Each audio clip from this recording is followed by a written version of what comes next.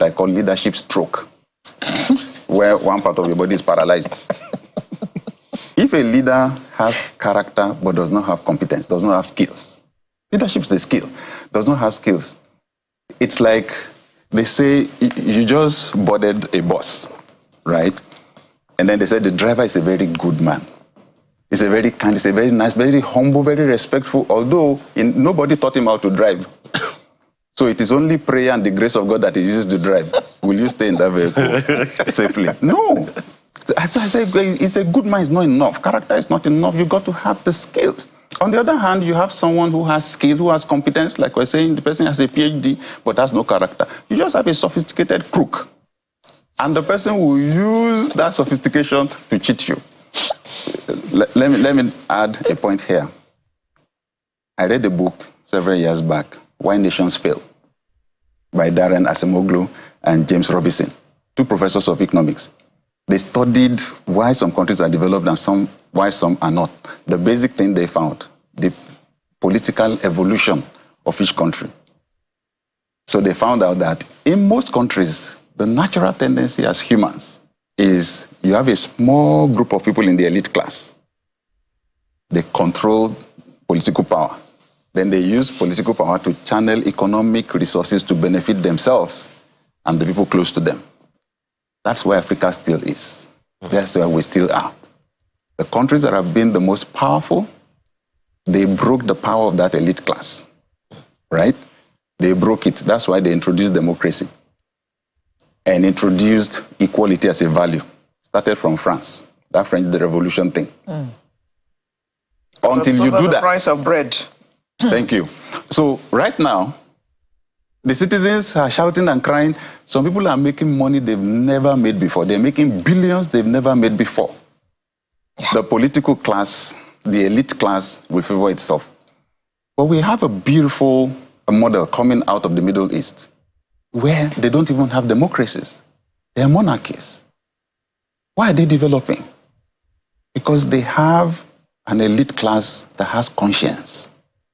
Elite class that feels for the people. Nobody voted them in. You can't vote them out. They just chose themselves to be good to their people, to empower their people. It's so sad, I must say, that when we look at our own elite class, it seems as if it cannot even redeem itself. But we can only appeal. And honestly, I'm appealing. I've become part of the elite class now. I set up a leadership school 22 years ago to help push some people into the elite class, to have leaders that have conscience, right? I'm appealing to those who have found themselves in positions now where they have power, political power. Look, at the end of the day, they will pack you inside a box. My dad passed some few months back. We buried him about 4 weeks ago. And as I looked at his coffin, I remember the title of a book that I read. Still in my library. It all ends up in the box. Yeah. So in our family, we love to play Monopoly, you know, financial education game. And each time when we finish the game, we pack everything inside the box. Life is like that. They will pack you inside the box somewhere. You may use your political power to control the narrative, now control the media, not even allow anybody to say anything against you. You will go. And one day the truth will still come out. What will be your place in our history? What a huge opportunity we have in Nigeria, in Africa, right? A whole continent is suffering. And I just want to appeal. It's time for us to have conscience. What else do you want to achieve in your life? It's a rare opportunity to be a leader at a high level. 200 million people, only few people occupying few positions. As we celebrate Nigeria's independence, I want to appeal to those of us that occupy positions, especially in government, that it is time to add conscience to that power and realize success is not about what you acquire, it's actually about what you give. I have 10 other questions. That's a good place to leave it today, but Doctor, really, you have to come back. So I have to reserve my 10 questions to the next time? Yes, but you have to, because our time is completely up. Okay. You have to come back another time, please, please, please. This month? We've had a very interesting conversation with you, even though we haven't covered all grounds yet.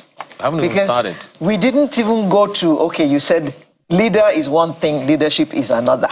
Which one are we lacking? Why are we where we are? We're going to talk about that the next time you come, Doctor. Thank you very much for coming. Thank Dr. you so Sam much. Adeyemi, global speaker, strategic leadership expert. Thank you very much for coming. Thank you so much, Alero. Thank you, Ayo, for having me. So Alero is leading us to the next segment. And what we'll be talking about, but is that leading or leadership? We'll be back in just a moment with another interesting conversation. Do stay with us.